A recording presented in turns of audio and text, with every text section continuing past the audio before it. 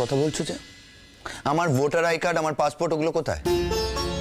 অনেক দিন তো হলো, আমি তো খুঁজতেই দেখছি না। শোনো, যেখানে যাবে যাবে, আমার জিনিসপত্রগুলো খুঁজে দিয়ে যাবে, না হলে না ঘর বন্ধ করে আটকে রাখবে।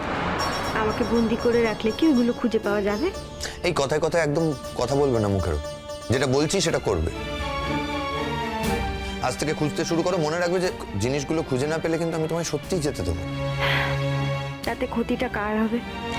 ওসব লাভ ক্ষতি বুঝি না। না, তোমার লাভ ক্ষতি তুমি ঠিকই বোঝো।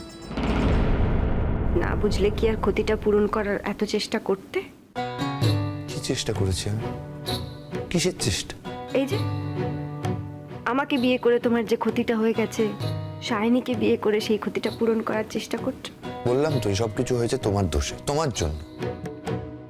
কাল যদি আমায় বলে যেতে তাহলে তাহলে এত কিছু হতোই না।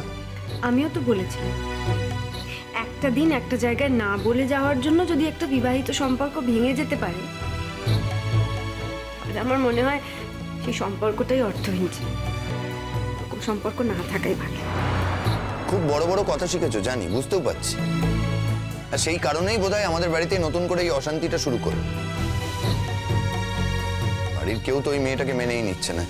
পিসিমণির কাছে সারা জীবন আমায় কথা শুনতে হবে শুধুমাত্র তোমার জন্য। তাহলে তোমাকে কেন কথা শুনতে হবে? আমি যেটা করেছি সেটার জন্য শাস্তি তো আমি পেয়েই যাচ্ছি। তাহলে আমি যদি শাস্তি পেয়েই যাই, তাহলে তোমাকে কেন কেউ কিছু বলবে? তুমি কি সব জেনে বসে আছো? না, সব জেনে বসে নেই, কিন্তু কিছুটা তো জানি। কি হলোটা কি? আমি তো কথা বলছি নাকি? কোথায় যাচ্ছ এত সকালে? যে মেয়েটাকে আমি দায়িত্ব নিয়ে বাড়িতে নিয়ে এসেছি, তার কি অবস্থা, সে কেমন আছে সেটা তো আমাকেই দেখতে হবে। অন্তত যে কদিন আছি এ বাড়িতে সে কদিন তো দেখি। কাজটা তুমি মারাত্মক ভুল করেছো, সেটুকু আমি বলে দিলাম। সে আর আমি কবে ঠিক কাজটা করলাম? আমার তো সব কাজই শুধু ভুল আর ভুল।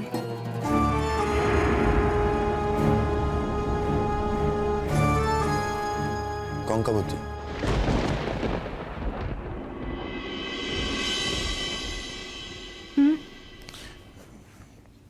কিছু না, কি একটা বলবো ভেবেছিলাম, ভুলে গেলাম। মনে পড়লে পরে বলো। 7 দিন পরে তুমি কলকাতায় থাকবে না গ্রামে, সেটুকু অন্তত বলো। গ্রামে আমি ফিরে যাব না। মা তো একই কাকামণির কাছে বোঝা হয়ে আছে, তারপর আমি কি আর বোঝা